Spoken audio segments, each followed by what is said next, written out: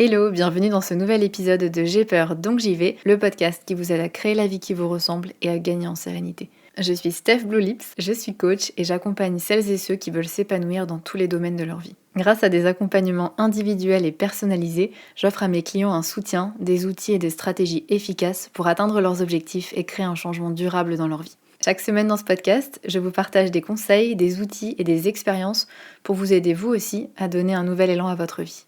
Vous êtes prêts ? C'est parti! Hello à toutes et à tous, bienvenue dans ce nouvel épisode où on va parler aujourd'hui des regrets et plus précisément comment faire la paix avec nos actions, avec nos décisions passées et comment même en faire quelque chose de positif. C'est un sujet qui m'a été suggéré par une auditrice qui s'appelle Sophie et qui m'a envoyé un message sur Instagram où elle m'a partagé aussi un petit peu son histoire, où elle me racontait qu'après 12 ans comme responsable RH dans une grande boîte et un burn-out qu'il a arrêté pendant 1 an et demi, elle a donné sa démission et elle me disait qu'aujourd'hui, elle regrette de ne pas avoir négocié son départ. Et elle m'a écrit, je la cite, j'y pense hyper souvent, j'en rêve même parfois la nuit, même si je sais que j'ai fait avec ce qui était juste pour moi à cette période émotionnellement plus compliquée, aujourd'hui je me dis que j'aurais dû faire différemment. Fin de citation. En lisant son message et son histoire, ça m'a fait réfléchir sur à quel point ces moments de regret font partie de notre expérience commune. Je pense que ça arrive à tout le monde de ressentir de la tristesse, de la déception, de la colère, de la culpabilité même, lorsqu'on pense à des actions passées ou à des décisions, des choix qu'on a faits que l'on aurait souhaité différents. Par exemple, ne pas avoir postulé à ce poste qui nous faisait rêver parce qu'on ne cochait pas toutes les cases de l'offre d'emploi, ou être resté trop longtemps dans une situation qui ne nous correspondait pas, dans un job, dans une relation amoureuse ou amicale même, en se disant que ça va s'arranger. Ou ne pas s'être affirmé face à une injustice. Ne pas avoir répondu à cette remarque déplacée d'un collègue et après on se rejoue la scène en boucle dans sa tête. Ou bien avoir choisi la voie raisonnable, entre guillemets, plutôt que celle qui nous faisait vraiment vibrer. Bref, ça peut être plein de choses, des petites ou des grandes, des petites choses du quotidien ou des grands choix de vie qui font que on peut ressentir des regrets, on peut y repenser souvent, même longtemps après. Et c'est un espèce de poids que l'on porte. Donc aujourd'hui, je vais vous proposer des clés concrètes pour vous libérer de ce poids et surtout pour les transformer, ces regrets-là, en quelque chose de positif. Parce que oui, on peut en tirer plein de choses positives. Avant ça, il y a quand même quelque chose d'important que je veux aborder avec vous, c'est comprendre pourquoi les regrets nous font tant souffrir. Parce qu'on peut avoir des regrets et se dire, bon bah voilà, c'est le passé et puis j'avance. Mais pourquoi parfois les regrets s'accrochent, nous font souffrir? Parce que lorsqu'on comprend ces mécanismes cognitifs, eh bien c'est là où on peut commencer à s'en libérer. Et le premier mécanisme super intéressant, c'est ce qu'on appelle le biais rétrospectif. Le biais rétrospectif, c'est un biais cognitif qui fait qu'après coup, en gros, tout nous paraît évident. Donc, les chercheurs en psychologie cognitive ont beaucoup étudié ce biais-là et ont montré qu'une fois qu'on connaît l'issue d'une situation, notre cerveau réécrit un petit peu l'histoire pour nous faire croire que c'était prévisible. Alors que quand on était dedans, on ne pouvait pas être certain ou certaine que ça se passerait comme ça, mais après coup, on a l'impression que c'était sûr que ça allait se passer comme ça, et on se dit j'aurais dû voir les signes, c'était pourtant clair, ou comment j'ai pu ne pas y penser. Et du coup, on s'en veut de ne pas l'avoir vu venir, de ne pas avoir été plus clairvoyant, de ne pas avoir plus anticipé, alors que sur le moment, c'était pas du tout évident. Je vous donne un exemple. Imaginons que vous êtes resté dans un job qui ne vous correspondait plus. Les premiers mois, vous vous disiez peut-être que ça va s'améliorer, que c'est juste une période difficile, que ça va passer. Et puis une fois que le temps est passé, que vous avez enfin quitté ce job, que vous êtes enfin parti, et vous avez réalisé à quel point c'était pas aligné, et vous vous dites mais comment j'ai pas pu voir que c'était pas fait pour moi, mais c'était tellement évident, j'aurais dû partir plus tôt, etc. On a tendance à juger nos décisions passées avec les connaissances et la sagesse qu'on a aujourd'hui. Mais ce qu'on oublie, c'est le contexte. À l'époque, c'est notre état d'esprit à ce moment-là, c'est nos ressources du moment. Si je prends l'exemple de Sophie, dont je vous parlais en intro, aujourd'hui avec le recul, elle voit clairement où elle se dit qu'elle aurait dû négocier son départ, qu'elle aurait pu le négocier, mais à l'époque, elle a eu un burn-out, elle était en arrêt pendant de longs mois, elle avait peut-être pas l'énergie mentale, elle le dit à un moment dans son message, elle avait pas l'énergie mentale, émotionnelle pour entamer des négociations. Et son cerveau lui disait probablement sors de là, passe à autre chose, on en finit en gros. Et c'était peut-être exactement ce dont elle avait besoin à ce moment-là. Et c'est ça qui est important à comprendre avec les regrets, c'est que c'est facile à dire entre guillemets après coup, mais sur le moment, ça n'est pas du tout évident. Même si ce biais rétrospectif nous fait croire le contraire. Donc on a fait des choix avec les ressources, avec les informations qu'on avait sur le moment. Un autre mécanisme psychologique qui nous fait aussi beaucoup de mal avec les regrets, c'est qu'on a tendance à imaginer des scénarios alternatifs si on avait fait autrement. Bien sûr, on imagine uniquement des scénarios positifs, en tout cas le meilleur scénario possible. Par exemple, on se dit, bah, si j'avais négocié, j'aurais obtenu une belle indemnité. Ouais, mais en réalité, on n'en sait rien. Peut-être que les négociations auraient été éprouvantes, peut-être que ça aurait empiré l'état de burn-out, ça nous aurait remis dans un état de burn-out, ou peut-être qu'on n'aurait rien obtenu et qu'on aurait encore eu plus de ressentiment. Bref, on ne peut pas savoir en fait. Mais quand on se dit j'aurais pu, j'aurais dû, notre cerveau nous donne l'image du scénario idéal qu'on aurait pu obtenir si on avait fait différemment. Or, on n'en sait rien. Un autre exemple, si vous regrettez de ne pas avoir postulé à ce poste de rêve, vous imaginez ce qui se serait passé si vous aviez été pris ou été prise, et ça aurait été génial, et votre vie aurait été différente, et votre vie pro aurait été épanouissante, etc. Mais en réalité, peut-être que le poste n'était pas si idéal, en tout cas dans la réalité comparée sur le papier, sur l'annonce. Peut-être que en fait, la culture d'entreprise ne vous aurait pas convenu, peut-être que... Enfin, on pourrait faire plein d'autres scénarios, mais ça nous fait particulièrement souffrir quand celui qu'on entretient, c'est le « et si » avec le scénario idéal qu'on a manqué. Et alors, dernière chose, ce qui rend les regrets particulièrement toxiques, entre guillemets, ou pervers, peu importe, c'est qu'ils créent une spirale négative. Plus on rumine sur une décision passée, plus on se juge durement et plus on perd confiance en soi, on perd confiance en nos décisions actuelles, c'est-à-dire nos décisions de maintenant. Et je vois ça régulièrement avec les personnes que j'accompagne plutôt sur les thématiques reconversion professionnelle, trouver sa voie, etc. Des personnes qui ont parfois déjà tenté une reconversion ou qui ont fait des choix de carrière qui n'ont pas forcément été très épanouissants et qui du coup maintenant doutent énormément de tous leurs choix par peur de regretter encore. Parce que ces choix-là ont été douloureux et du coup elles n'ont pas du tout envie que ça se reproduise, mais donc du coup elles se retrouvent un petit peu bloquées et paralysées dans leurs choix par peur de regretter encore justement. Mais, et c'est là où je veux en venir, le vrai problème avec les regrets, c'est pas tant la décision qu'on a prise, bonne ou mauvaise, c'est la façon dont on l'interprète aujourd'hui. C'est ce que j'en fais aujourd'hui. Et ça, c'est une super nouvelle parce que même si on ne peut pas changer le passé, bien sûr, on peut changer notre façon de le voir et surtout on peut l'utiliser pour avancer. Donc au lieu que ça nous bloque, que ça nous paralyse, que ça nous fasse perdre confiance en nous, ça peut être utile pour avancer et pour grandir, entre guillemets.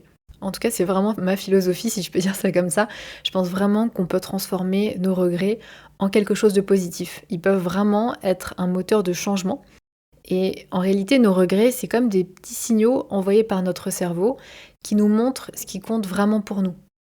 Parce que si on y réfléchit, on regrette rarement quelque chose qui nous laisse complètement indifférents. Bien souvent, nos regrets en disent long sur nos besoins, sur nos valeurs. Je vous donne un exemple concret.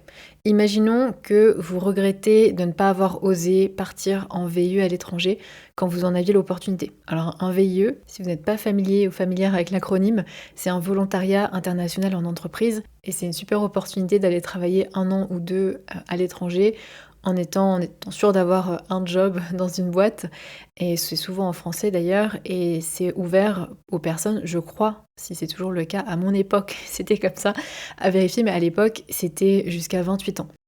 Donc peut-être que vous regrettez, aujourd'hui vous avez plus de 28 ans, et vous regrettez de ne pas avoir osé faire un VIE, ou de ne pas avoir osé faire un Working Holiday Visa pour partir voyager et travailler pendant 1 an en Australie ou en Nouvelle-Zélande. À l'époque, vous vous disiez que c'était trop risqué, que vous alliez perdre vos repères, que votre carrière en France allait en pâtir. Et aujourd'hui, vous regrettez de ne pas avoir osé. Et ça veut dire quelque chose. Ça vous montre peut-être que l'aventure, que la découverte sont importantes pour vous et le sont encore aujourd'hui. Et même si vous ne pouvez plus faire de veillée aujourd'hui, parce que vous avez dépassé l'âge par exemple, vous pouvez peut-être explorer d'autres façons de satisfaire ce besoin-là. Pourquoi pas postuler dans une entreprise internationale, qui serait en France, mais qui du coup vous apporterait un petit peu ce multiculturalisme, ou commencer par des missions courtes à l'étranger, etc. Bon, bref, je vous donne des exemples, mais c'est pour vous montrer que si ça n'avait aucun intérêt pour vous, vous n'auriez pas de regret de ne pas l'avoir fait, puisque ça ne vous intéresse pas. Mais le fait d'avoir des regrets, ça vient aussi montrer qu'il y a des choses importantes pour vous, et même si le passé est passé, ça ne veut pas dire qu'il n'y a pas d'autres moyens de remplir ses besoins et d'agir en accord avec ses valeurs aujourd'hui. Parce que oui, l'opportunité initiale n'est peut-être plus ouverte pour vous. En l'occurrence là, le Working Holiday Visa ou le VIE, peut-être que c'est plus possible, mais il y a peut-être d'autres moyens de satisfaire ses besoins et ses valeurs. En tout cas, là, les regrets viennent vous donner des informations précieuses sur ce qui est important pour vous. Autre exemple, il y a une personne qui vous a manqué de respect en réunion devant tout le monde et vous ne lui avez pas répondu et vous regrettez de ne pas lui avoir rendu la monnaie de sa pièce directement en réunion. Mais sur le moment, vous étiez tellement surpris, tellement surprise que vous n'avez rien dit. Et maintenant, vous rejouez la scène dans votre tête avec toutes les réponses que vous auriez pu faire et que vous auriez dû balancer du tac au tac. Ce regret vous montre peut-être qu'il est temps d'apprendre à vous affirmer, et l'affirmation de soi, c'est une compétence qui s'apprend. Si vous regrettez d'avoir fait des études raisonnables entre guillemets, au lieu de suivre votre passion pour la photo ou le design, à l'époque, vous avez peut-être écouté vos parents qui vous disaient de choisir une voie plus sûre, et aujourd'hui vous regrettez de ne pas avoir fait des études qui vous plaisaient vraiment. Bien, ce regret vous parle peut-être d'un besoin de créativité qui n'est pas satisfait dans votre vie actuelle, et même si vous ne pouvez pas retourner faire ces études, vous ne pourrez plus avoir 18 ans, vous pouvez peut-être commencer par intégrer plus de créativité dans votre travail actuel, développer des projets personnels qui nourrissent cette partie de vous. Et c'est là qu'on peut faire la différence entre un regret toxique, entre guillemets, et un regret constructif. Un regret toxique nous maintient dans la culpabilité, il nous dit tu aurais dû mieux faire et on se retrouve paralysé. Alors qu'un regret constructif, lui, il nous montre une direction. Il nous dit eh oh, ça c'est important pour toi. Et surtout, ça nous pose une question qui est essentielle, c'est qu'est-ce que je peux faire maintenant avec ça? Parce que même si on ne peut pas changer le passé, on peut utiliser nos regrets comme une boussole pour nos choix futurs. Si je regrette de ne pas avoir assez profité de mes grands-parents quand ils étaient vivants, peut-être que ça me montre l'importance pour moi des relations familiales, ou des relations tout court, ou d'entretenir les relations avec les personnes que j'aime. Et donc peut-être que je peux décider aujourd'hui de passer plus de temps de qualité avec les personnes que j'aime, que ce soit famille ou amis.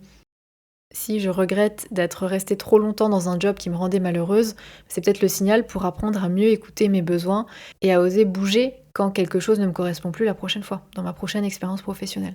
Donc la question, c'est pas qu'est-ce que j'aurais dû faire différemment ou qu'est-ce que j'aurais pu faire différemment. Donc c'est pas de ruminer sur le passé, mais plutôt qu'est-ce que ce regret m'apprend sur moi.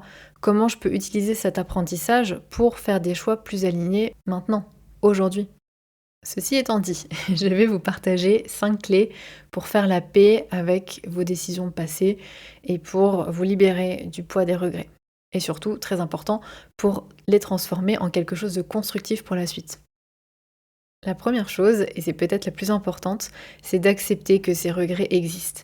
Ça peut paraître évident dit comme ça, mais souvent on essaye de les enfouir ou de se dire non mais c'est ridicule de penser à ça, arrête de penser à ça, etc. Mais plus on essaye de repousser une pensée, et plus elle revient en force. Un peu comme si vous essayez de maintenir un ballon sous l'eau, à un moment il va remonter et avec encore plus de force.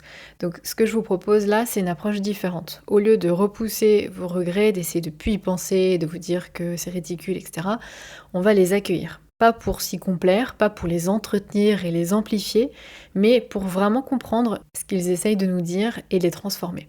Donc l'idée, c'est de vous poser et d'écrire ce qui vous préoccupe, sans jugement, juste les faits. Et c'est important là d'être spécifique. Donc au lieu d'un vague « je regrette mes choix de carrière », soyez vraiment précis ou précise. Je regrette d'avoir accepté ce poste uniquement pour le salaire, alors que mon instinct me disait que la culture d'entreprise ne me correspondait pas, par exemple. Ou je regrette de ne pas avoir pris la parole pendant cette réunion importante où j'avais des idées pertinentes à partager. Ou bien je regrette d'avoir attendu que mon corps me lâche complètement avant d'avoir quitté ce job qui était toxique pour moi. Ou bien je regrette d'avoir laissé mon manager me surcharger de travail sans oser dire non. Deuxième clé, deuxième étape, c'est de replacer vos décisions et vos actions dans leur contexte. Essayez de vous reconnecter à la personne que vous étiez à ce moment-là. Quel était le contexte de votre décision? Quelle était votre situation personnelle? Par exemple, je sais pas, vous aviez des engagements financiers, vous aviez une situation familiale, pardon, particulière. Demandez-vous dans quel état mental, dans quel état émotionnel vous étiez. Quelles informations vous aviez à ce moment-là? Ou encore mieux, quelles informations vous n'aviez pas à ce moment-là? Quelles étaient vos ressources? Qu'est-ce qui était vraiment important pour vous à ce moment-là? Qu'est-ce qui était dans vos priorités? Je vous donne l'exemple d'une cliente avec laquelle j'ai travaillé l'année dernière. Elle regrettait de ne pas avoir saisi une opportunité d'expatriation.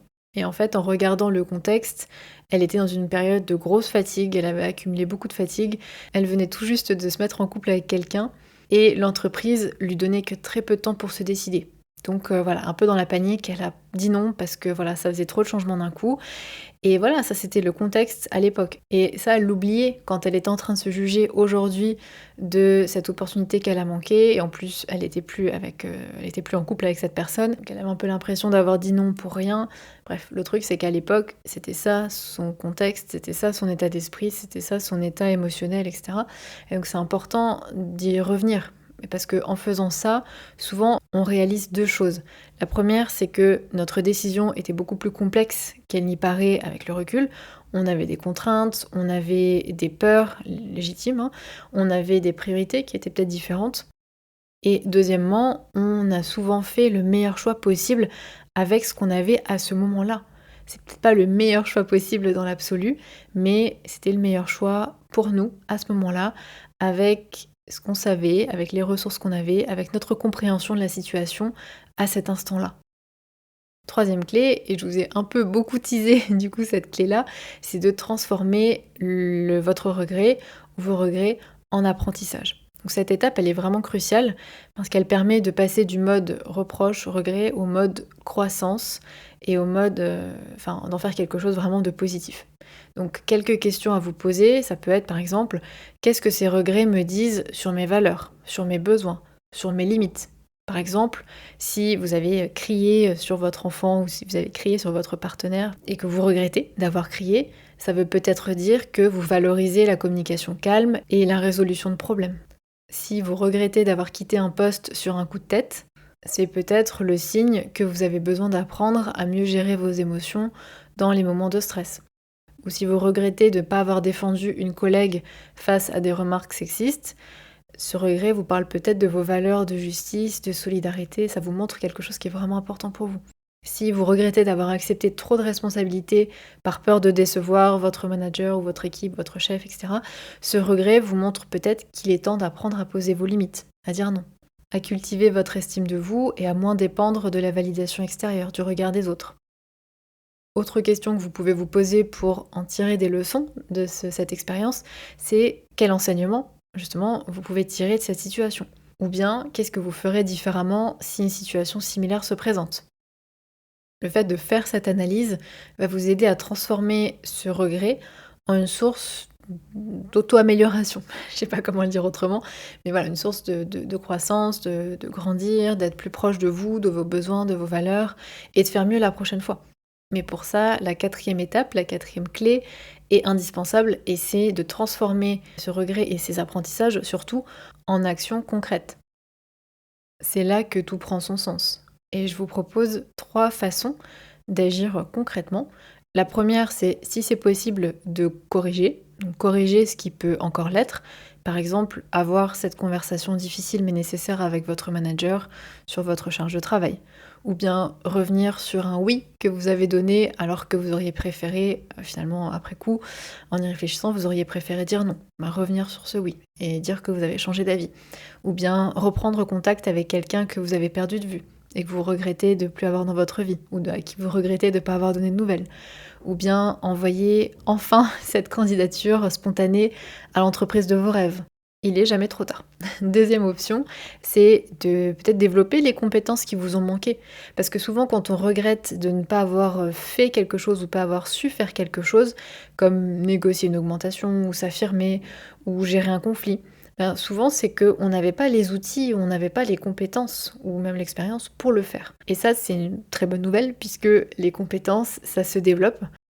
Vous pouvez par exemple suivre une mini-formation en négociation salariale, ou bien vous faire accompagner pour développer votre confiance en vous, ou pour vous aider à vous affirmer et ne plus rester muet ou muette en réunion. C'est ce que j'aide mes clients et mes clientes à faire, notamment avec l'accompagnement confiante. C'est exactement ça, c'est développer ces compétences-là, les aider à lever les blocages qui leur sont propres et leur donner les outils adaptés en fait, pour gagner confiance en eux, pour gagner en affirmation, pour gérer leurs émotions, etc. Si ça vous intéresse d'en savoir plus sur cet accompagnement, je vous mets le lien en description de cet épisode ou bien vous pouvez le retrouver sur stephbluelips.com/confiante. Bref, l'idée c'est que quand dans 6 mois une situation similaire se présentera, vous aurez les ressources pour y faire face. Troisième manière de passer à l'action et de tirer du positif de vos regrets, c'est de mettre en place de nouvelles habitudes, donc de créer des automatismes pour ne pas reproduire les mêmes schémas. Par exemple, si vous avez souffert d'épuisement professionnel, vous pourriez faire un point hebdomadaire ou un point mensuel de vous à vous sur votre relation au travail pour repérer les signaux d'alerte ou lister les signaux d'alerte et regarder régulièrement où vous en êtes par rapport à ça. C'est une idée, mais voilà, vous voyez l'idée. Un deuxième exemple, si vous regrettez de ne pas avoir lancé un projet ou de ne pas avoir passé assez de temps sur des projets perso ou sur, je sais pas, vous avez envie de peindre ou d'écrire un livre ou d'apprendre une langue ou d'ouvrir votre entreprise, peu importe. Là aussi, il faut pas tomber dans le « c'est trop tard, je l'ai pas fait donc je le ferai jamais », mais plutôt essayer de bloquer 1 heure chaque semaine pour travailler sur votre projet. Ce qui est important à noter, c'est qu'on ne cherche pas à effacer les regrets.